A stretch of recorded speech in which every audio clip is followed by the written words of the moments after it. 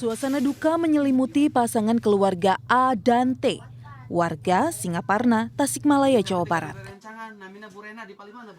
Anak keduanya yang berinisial PA meninggal dunia saat menjalani perawatan di rumah sakit.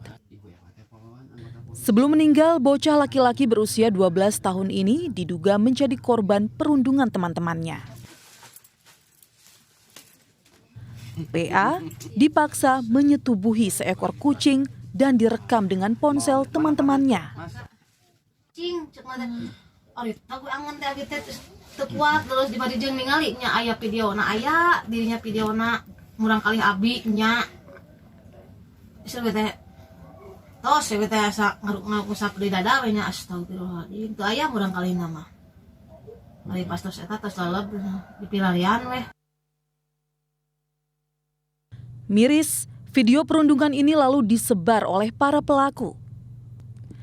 Dipermalukan, korban yang duduk di bangku kelas 6 sekolah dasar ini pun mengalami depresi hingga menolak makan dan minum. Korban pun jatuh sakit dan akhirnya meninggal dunia saat dirawat di rumah sakit. Komisi Perlindungan Anak Kabupaten Tasikmalaya langsung melakukan pendampingan terhadap keluarga korban dengan pemulihan trauma psikis. Karena kita melihat dari media sosial yang memang beredar di masyarakat beberapa hari lalu bahwa dugaan Ananda ini diduga meninggal akibat depresi yang dipicu dari bully. Jenazah PA telah dimakamkan di tempat pemakaman keluarga kampung setempat. Kasus perundungan yang berujung korban depresi hingga meninggal dunia ini harus menjadi peringatan bagi orang tua.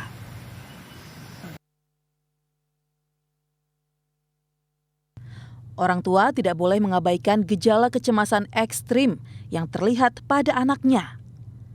Jika anak terlihat murung, sedih berlebihan, dan menyendiri, orang tua harus mendengarkan keluhan anak dan mencari bantuan profesional. Orang tua bisa membawa anak ke layanan psikologi yang kini banyak disediakan secara gratis oleh puskesmas. Dari Tasikmalaya, Jawa Barat, Idrus Andriawan, RTV. Selamat siang, Intan Erlita.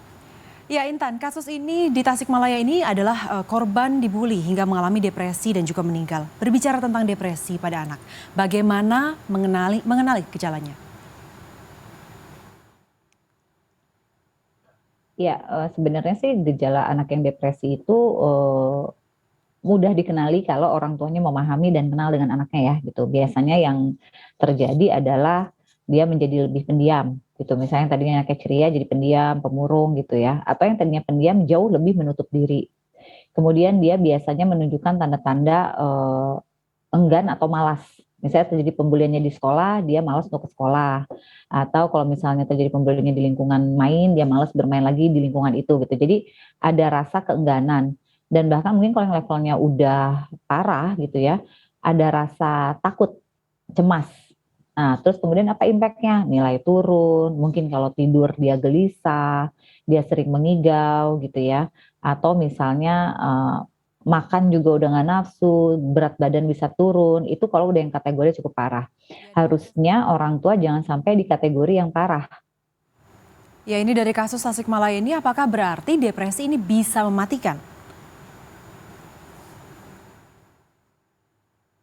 Jadi gini, FIFA menggadang-gadangkan kenapa kita harus aware dengan mental illness ya, atau bagaimana supaya kita tuh mempunyai mental yang baik, kesehatan mental. Ini kan memang udah mulai orang ke sana ya arahnya ya. Kalau sakit fisik itu bisa terlihat Mbak, bisa terdetek gitu, jadi obatnya cepat untuk diobati.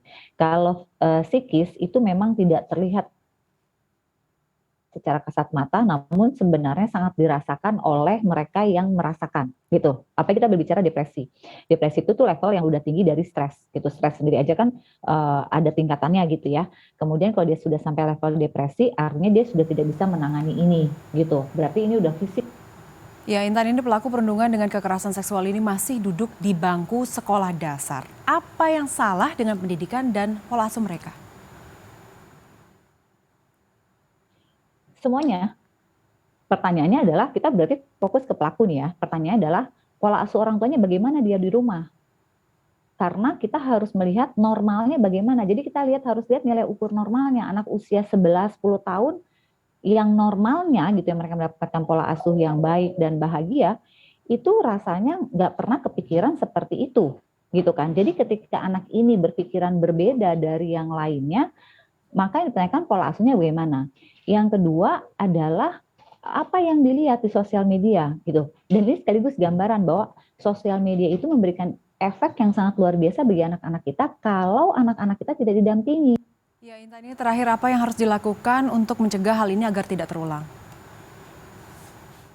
Yang harus dilakukan apa? Pertama dari orang tua. Orang tua please kenalin deh anaknya. Sesibuk apapun kita bekerja suami istri, mengenal anak itu kewajiban. Bukan tentang kuantitas berapa sering kita bertemu anak, tapi seberapa berkualitas kita ketemu anak. Itu yang pertama. Jadi harus kenal. Jadi ketika anak kita punya perubahan sedikit aja, pekanya kita tuh kelatih gitu. Kok anak saya berubah ya? Kok anak saya pendiam ya? Gitu. Kalau kita nggak bisa mengenali level pertama, artinya kita nggak kenal anak kita. Ya, jadi ini sebenarnya tamparan keras lagi nih buat orang tua. Harus kenal anaknya mutlak dan setiap anak itu berbeda. Yang kedua pihak sekolah. Pihak sekolah harus sudah mulai bisa mendetek bully di tinggi. Bahkan kalau bisa di mapping, siapa aja nih anak-anak murid yang menjadi pelaku bullying. Karena sebenarnya pelaku bullying itu korban, Mbak. Korban dari apa? Pola asuh di rumahnya yang nggak benar. Karena kalau anak full kasih sayang, nggak akan Mbak tega menyakiti teman-teman. Ya baik, terima kasih Intan Erlita atas waktunya dengan RTV. Selamat bertugas kembali.